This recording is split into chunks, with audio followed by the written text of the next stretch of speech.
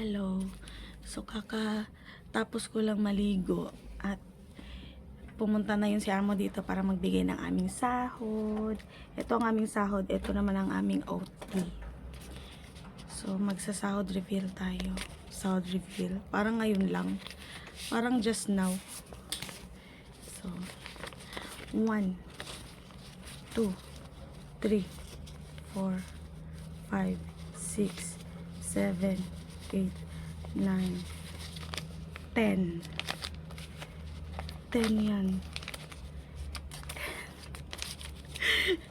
10 HKD. Tapos ito naman ang ating OT. Yan ang ating OT, pero syempre hindi na natin yan isasali sa ating ano, no, kasi parang extra naman natin yung OT natin. So syempre ang ating ondahan ngayon ay 10.